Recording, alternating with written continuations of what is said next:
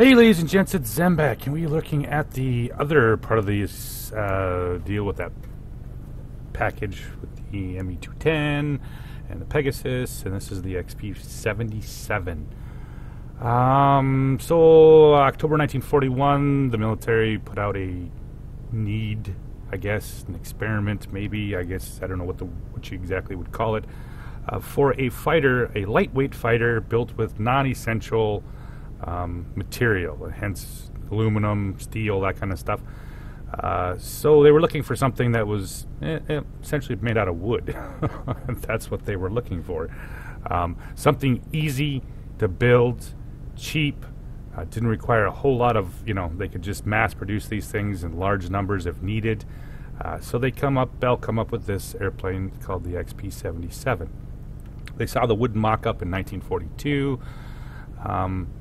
The problem is, just like every other airplane that failed, it come down to all kinds of sort of issues. It come down to the fact that they could never get the engine that they wanted for the aircraft, a supercharged 500 horsepower engine.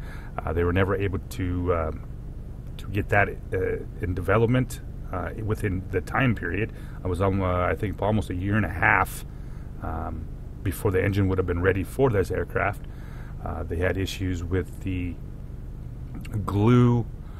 They had issues with the manufacturing of the wings. It was just an all-around cluster, really, trying to get this thing built.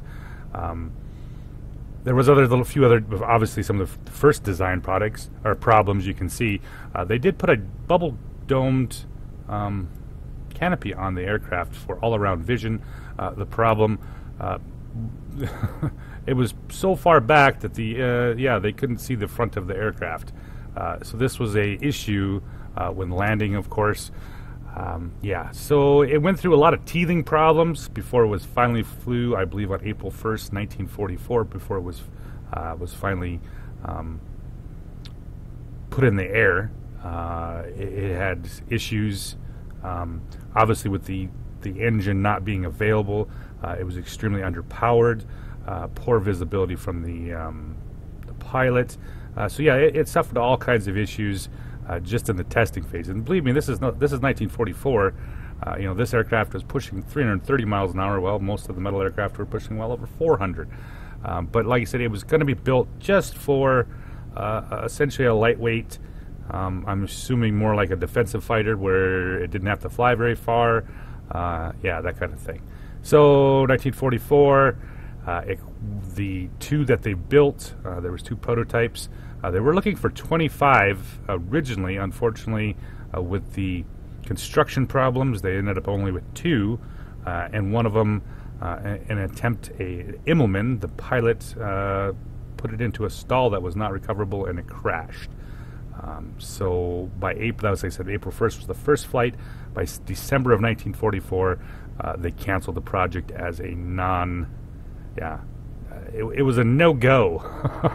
They were kind of disappointed with what they don't give me the idea. Obviously there's some wood aircraft that worked quite well. They were just never able to get this thing up and running. The idea of a lightweight fighter, I guess it took a while to mature. Eventually they were able to produce that. It wasn't until probably the 70s before the lightweight fighter concept really took off, at least for the U.S. Air Force. So we'll not get into that whole shenanigans. What do we get in game? This thing's a little beast, I'll be honest with you. With the amount of equipment that you can put on it to make it to turn it into a rather maneuverable little fighter at Tier 5. It has that nice little 20. If we look at the upgrades on it here, we get two 12s and 120 millimeter. This is actually the correct historical loadout for this aircraft. This thing was also going to be able to carry, if you demounted the 20 millimeter, it was also going to be able to carry a 300 pound bomb or a 325 pound depth charge. Removing the 20 mil would have freed it up to carry some outboard ordnance at least. So that's kind of what we get in game. And I'll be honest with you, I had a lot of fun in this aircraft. I think I played 10 games in this thing. Was not disappointed. I don't think I lost but one of them. It is, you can set it up as you want. And here's the thing, okay, so it doesn't quite have the altitude performance the P40 does, obviously, but it'll outturn the P40.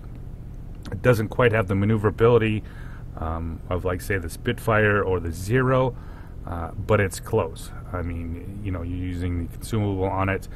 There's not a lot of times I was ever really worried against the Spitfire that I can get on his tail and stay there.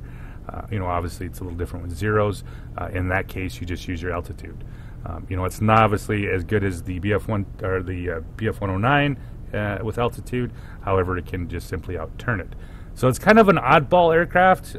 It's close. I mean, relatively close to be kind of flying like a Spitfire. Not quite as maneuverable.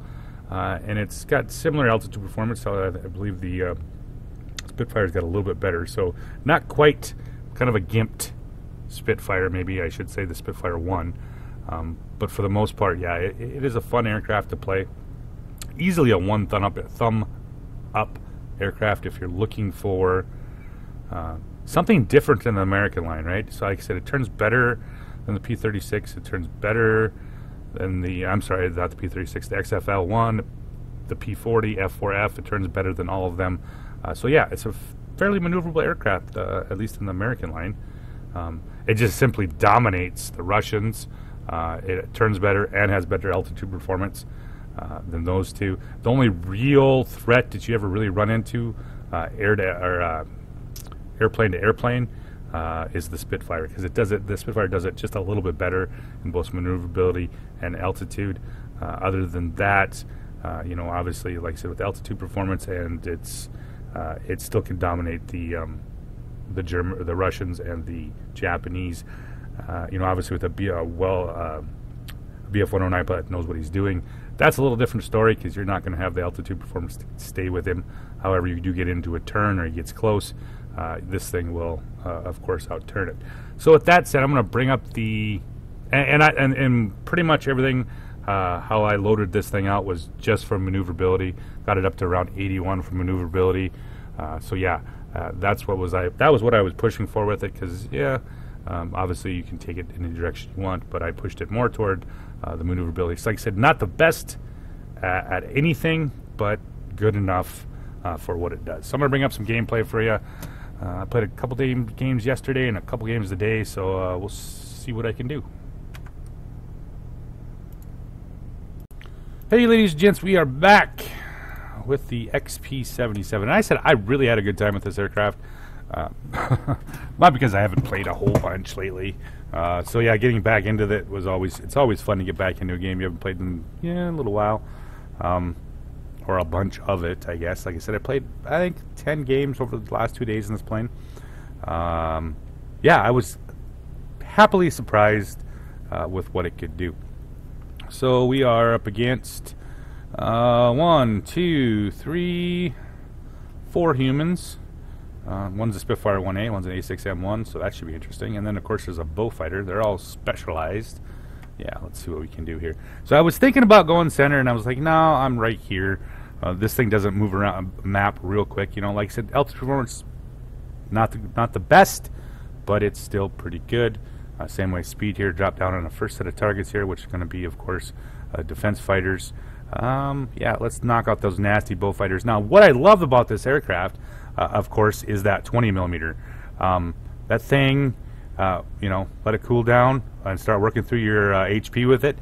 It does a number on heavy fighters and, of course, bombers here. So we picked up the Garrison right off the bat. Get one kill, I guess you want to call it. And we're going to see, yeah, I'm going to wait for my boost assist to build back up here and try to get back to altitude. And I've had this plane up to 2,500 meters. I'm not even sure what its actual red line is, but even at 2,500 meters, it was doing just fine. Yeah, I was not unimpressed with its altitude performance.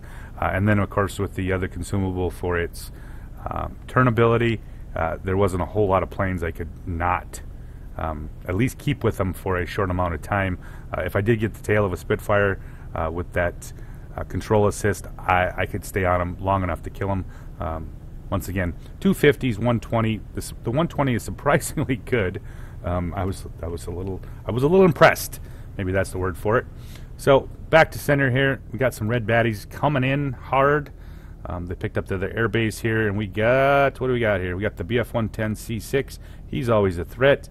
And of course they're going after one of the bombers here. He's finally within range. Didn't get the AR-2, however. Here comes the BF-110C6. So we're going to put some rounds into him, and then we're not going to get in front of him because he does have that massive derp cannon. Back around on him. Right in top of him. He turned. I'm not quite sure what that was all about, but he turned back into it, and we're going to finish him off here shortly. There we go. Finishes them off. Now I got a bunch of red baddies coming in here. Still at 1,800 meters, and that's what happens when you're in A6M1. Coming up this altitude, you're just not. You just don't have it, right? You just don't have it. And I'm getting rushed by the red baddies everywhere. They're everywhere. They're everywhere. Round we go. That's an I-16. He's at 1,300 meters. That ain't so hot. There we go. Pick up the Yak-7. Figured there was somebody shooting me here. Let's finish him off quick. Round we go. Don't even have to use the control assist against the Yak. I-16. Yeah, probably not really either. We'll finish him off too. Like I said, we have the outside. We have the, and we're just going to boost right on up in here and find us a bomber. About 1,400 meters. That's all right. Let's see if we can knock him out pretty quick. Let those 20s cool. Let that 20 cool off a little bit. And like I said, it's just nice to have a 20 millimeter on the American aircraft. I guess you play everything else. They got 50s, so it's kind of interesting. It's kind of nice to have that 20, which does a pretty nice job of running through these aircraft. So, pick up the AR-2. Let's stay on his tail across here. Still at 1,500 meters. So, being able to play that, we need to knock him out because we're about ready to lose this. It is 2-2 right now, currently. 153, 159. So, it's pretty much tied up. However, we do have bomber flights up. So, that's going to start drawing some of these fighters away. Be a little bit easier to keep this up here. Pick up the A6M1. There we go. Ooh, nail him. Kill him. We're still almost ready to lose this. I need to start knocking some of these GAs out. However, I do have lots of other aircraft coming in here. Picks up the XP-77. I got something on my tail. We're going to drop down here on Floyd before he gets away. Slowly, come on. Yeah, that close. I'm not going to let off on the gas. We've turned it back again some more. There we go. Pick up the Yak-7 again. Let's see if we can get this thing back to full health, at least the objective-wise. Nail him. Ooh. Ooh, ooh, ooh. Who do we got incoming? Oh, there comes the, yeah, we don't want to go anywhere head-on with that plane. All right, back around here. Here's the C6. We'll see if we can finish him off quick here. It's like I said, put those to 20. That 20 millimeter just does very nice, right? Pick that up, turning it back slowly but surely, and we got the last, I hope, of the GAs. When they're going to nail him. Like I said, actually I didn't say it. Surprise, surprise, I did not say it. I'm not really interested in moving out of here too much right now. The bots are going to come right back here. Right now we are tied. However, watching the bomber formation go to the south, it has had no red players really make a go of it. So those bombers are going in pretty much full health, right? So there's really no need to go over there.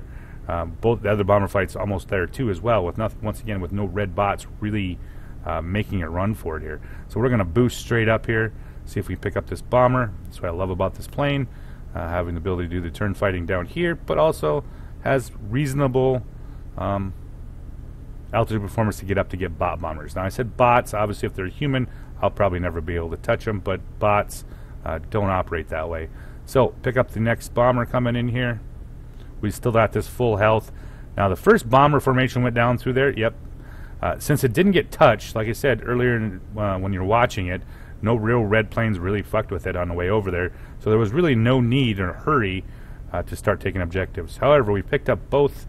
We have 3-1 right now. Here comes the C6 again. He comes through at a weapon along. We're 357, 333. And the squall line is up in 33 seconds. So it's looking like a pretty good game so far. Down we go on the BF-110C6. We'll knock him out. I should have waited just a little bit for the 20 seconds, but you know, at this point, he's still knocking out planes, and I'm a greedy fuck. I always like XP, more damage, and all that kind of stuff. Pull down here on the I-16. Let's see if we can finish him quick. Oh, there we go. Nope. We're not going to worry about him. We got 2 GAs here, and squall lines up in 4. So these guys are dead. I'm not going to have to worry about them anymore. Like I said, giving that 20 a little bit of rest, it just does wonders against GAs and usually the higher HP airplanes. Pull back around. Didn't get him. We're coming back down. Ooh, what do we got here? There we go. Axel and the Focke-Wulf 189C. We're going to run through your health pretty quick here. Let the 20s cool off just a little bit. And we picked that one up. And it's pretty much been a raffle stomp. Now that we have the squall line up, we'll stop picking up here. Let's boost on up here. Let's finish off this bomber. You know, like I said, as long as I can keep this thing rolling, we're going to have bombers inbound all the time, and they're constantly going to be pulling fighters off, so they're going to have to come and take this over my dead body one way or another here. Pick up the DO-17Z. He's just a little outside, trying for the 20 to cool off. So close. Come on. There we go. Now he turns for me, gives me his wings, and we'll run through the rest of that. Pick that up. Sitting at 17K. Got 2 fighters left in the down below. There's the bullfighter. I don't think I'm going to be able to pick them up before time runs out. 555, 690, 400. Yeah, pretty fun game, right? I think this is like probably my 3rd or 4th game in the plane. So I was still pleasantly surprised with the aircraft. I didn't expect it to be like this. You know, obviously with its actual design history and how wargaming perceives it, it was quite a bit better than I thought it was. So, pick it up. Here we go. Yeah, decent game. So, thanks for watching. Got one more for you guys to check out. Alright, ladies and gents, back with the next game in the old XP-77. And like I said, I had such a good time in this aircraft. It was one of those kind of games, you know. So, we'll see another one here. We got a... So, the event's apparently started. We got a Spitfire 1, a P-40, a Bristol 146 on the other side. Yeah, so it's a 4-on-4, I believe, humans. I got dudes and CMS Sergeant Rice and Sergeant Cox. Lots of sergeants out tonight. No Sergeant Slaughter, because he's studying. So, first objective here, we're going to head over here and pick up the air base right off the bat. It's always kind of nice to have that running around here. I always gain altitude. It's always one of the things I always, for some reason, maybe because I played the original before the 2.0, where altitude was life. Hey, and I did finally put a playlist together for all the videos, so now everything is cataloged. Otherwise, and if you guys have never been familiar with the original game before 2.0, or what it was like, essentially, you can go check it out. I actually put up a one just for pre 2.0 gameplay. So round we go. Let's see here. We can pick up one from behind. Yep, there's the. We can see if we can get him off our heavy fighter. There we go. Work through his HP. Can't quite get it all. Instead, we'll go after the other boomerang. He's still pummeling the crap out of that heavy fighter. I'm not sure what the heavy... I think he was trying to bomb. That's alright. We picked it up. Picked up the forward airbase. And now we're going to run over here toward the garrison. Put on the consumable for boost. Start boosting back up to altitude. You know, like I said in the other video, I always liked having a little bit of altitude. Especially this aircraft. It was surprisingly, you know, had altitude plus some maneuverability. So it was a little different than the usual gameplay with some of the Tier 5 Americans. So, 1,200 meters. And I had it up to, I believe, 2,500 meters. Didn't really have any, seem like to have a whole lot of issues. I kind of want them to work that bomber over as much as I can before I start on them. However, they are flying away. I don't think I'm going to be able to catch them here. Try to boost again to catch. But they're starting to get away from me. Don't quite have the speed. Here we go. Now we got one of the boat fighters coming back here. We'll pick him up right away. Decent range with that 20. That's kind of one of the other nice things about that 20 is the range on them. I mean, obviously, you get so many 50 cals in the American line. Being able to actually hit something at 700 meters it's kind of nice. Pull down here. There's the boomerang. We'll put a big burst in him. He had actually was losing altitude, so it's always nice to get those airplanes where they just kind of sit still. Let's drop down here on the Beaufighter. He's doing a number on these other aircraft. Yeah, he dead now. All right, so what do we got? We got one more red baddie here, and that looks to be a... Ooh, let's put on the boost consumable here, see if we can get back up to the altitude. Climbs pretty quickly. Finds the AR-2. Oh, don't know if I can hold it. I might be losing altitude, or losing it here shortly. There we go. Unfortunately, he's going faster than I am. I don't quite have enough. Trying to get the 20 to hit. Cool down. Come on, cool back down again. There we go. One more shot. Now he's over another objective here, which is going to work out pretty sweet for me if we can kill him before he gets away. At some point, he's going to have to turn, because that's what they do. Nailed the wing. There we go. Now he's turning. Give me some of that big fat wing. Nope. Didn't get all of it. Down we go. We're still 1,300 meters here. And what do we got?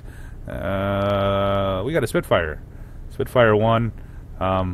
He's been working on those GAs. So let's see if I can finish him off here quick. Yep, it gets closer. It's always fun. 69, 63. And we got some red baddies coming in here. Everybody wants to shoot at me. I don't know why. Oh, Bristol 1. There we go. Let's turn the control consumable on. And now we're going to get into a turn fight here with the other human in the Bristol. Round we go. We're almost losing this. They lose. If I die, they got it. Ooh. Come on, buddy. Come on. Turn, turn, turn. Slowly but surely. Around we go. Ooh.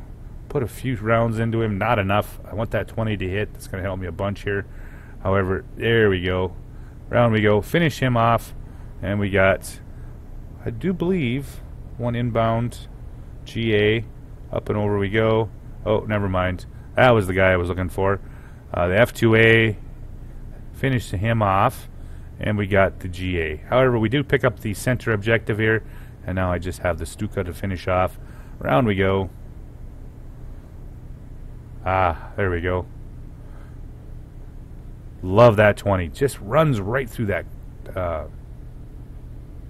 larger HP targets. Where, you know, if you're running the usual 50s here, I got to move off a little bit. We got to get back to altitude, and we got to gain a little bit of health back because it wasn't looking good there for a while. Back up to altitude. Something shooting at me from the ground. Yeah, I know. Round we go. And I honestly, if this, you know, for the price, once again with the ME210, you know, it's a collector's deal. XP-77, however, it is worth the money. Not $50 worth money. I mean, obviously, but as a normal tier 5, it's worth just fine. Picks up the I-16, finishes him off, and now I got these guys coming back in here. Apparently, anymore, if you shoot anybody down, they immediately get mad at you and start looking for you, and they will try their damnedest to shoot you down. Here, find the Bristol. Around you go. They kind of stop playing the objective, right, to win the objective. They just start, no, they want to kill you. Oh, here we go. Come on, buddy. Where'd you go? He's right there. Yep, you're not going to get away from that deal. Pick him up here. Now we got the Spitfire 1 coming in. We're not going to get really involved with that for a little bit. There we go. He decided to go head to head with the P-38F. Kind of an interesting maneuver. Drop down on these JU-87G. Ooh, his rear gunner's vicious. Look at that, badass. Make a couple passes on it. I lose a bunch of health out of that. Apparently he has the 27 skill gunner. There we go. Pick him up here. Got one more GA. Pretty much been a dominance issue the whole game. There wasn't a whole lot we didn't, yeah. Pick up another one. Blade of Vengeance badge. Not sure what that's all about here. But now we got to get out. We got to gain our health back. And we, of course, we got to get some more altitude. So start climbing back up again. It plays really well between the 1,000 to 2,000 meters. Above 2,000 meters, it starts to get a little shaky. Above 2,500 meters, yeah, she kind of turns into a whale, right? I mean, obviously, if you know below 1,000 meters, but the 1 to 2,000 meters is really nice. Even like I said, 2,200 meters, you don't have to deal with anything like A6Ms, anything that's going to try to turn and burn you too much. And you do have some of enough altitude to deal with BF-109s, those kind of things. Picks up the P-40. Yeah, there we go. Yeah, really liking this plane.